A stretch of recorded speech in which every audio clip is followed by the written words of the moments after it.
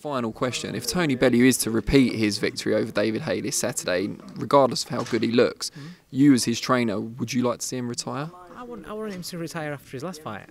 But what I will say, it's not because I'm spotting things where I think he's starting to go now. It's because I think, what are you boxing for? He's my mate. I don't want him to box.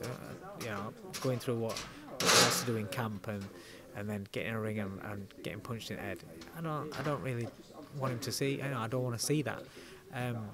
But as far as it's 35, but he's getting better each camp, and I know that because he's doing things in sparring that he didn't do before. Each camp he's doing things. He's more consistent. He's listening more, and that's because he's a lot wiser now, experienced. You're like Bernard Hopkins. You start being smart. You adapt your training because you're getting older, and you start doing things in the ring because you're getting older. So you be smarter. So you get caught. Bellew, case in point. 4 camps ago, you get caught in sparring with a decent shot, red mist, want to gunsling until I'm calm down, then he calms down. Now I don't have to tell him that. Now he'll get caught with a shot, carry on, all right.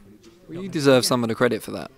I just think he listens and he's learned, and that's the thing. He's learned, and so things like that prolong your career because the sparring's not as hard, even though it should be. We've had young, fresh kids in to try and take him out, and they're fast and they're sharp. And I expected before, and I think, look at him again, this is going to be hard. And I'm watching what he's doing, and he's better than what he was before. He's faster. I sound like David Haye. He's faster. He's sharper. He's picking the better shots. He's not just throwing shots for the sake of it. He's picking better shots than he used to pick. But then also, on the flip side, the actual physical stuff that we do, the physical punching sessions, which I record and document every single session, every single round, his numbers are going up. So physically he's better than what he was. And again, like I'm saying, it's at 35. Physically he's better than what he was. His S&C coach, the treadmill sprints and the stuff that he's doing there, is doing more than what he has done before. The difference is now whereas before you'd have a hard session and then you can go again the next day with a hard session. You just tailor it. That's what I'm saying about, you know, when people say, oh, as preparation be exact same. No, it's not. Because you're getting older, you have to adapt things. So he has an hard session today. Tomorrow I'll take it down a little bit. He'll still feel it, but it won't be to the level, you know. So you give him a chance for his body to recover, then he can go again. And it's the same with his S&C stuff. He won't kill himself every single day. It's once a week. He has an absolute brutal treadmill session, but it's once a week. But his numbers are getting better and better and better, and so he's in a better position. It's just that when you're younger, you could. I remember when we were training, a lot of us, would come in Monday, Tuesday, double sessions, Monday, Tuesday, Wednesday, flying. Thursday you get in, you're feeling it a bit. Really tired Thursday.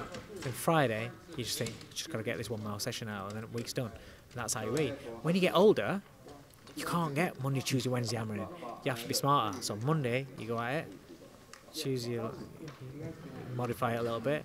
Wednesday, you go at it, modify it, and then that's how you are. So it's just how you have to cater for time and for age. You can't cheat age, and that happens to all of us. And is that why you would perhaps like to see him retire after this? Not because you've spotted anything, but because it could happen. The day that when I see him in training, I've seen it with other fighters, and I've told them, and they've stopped.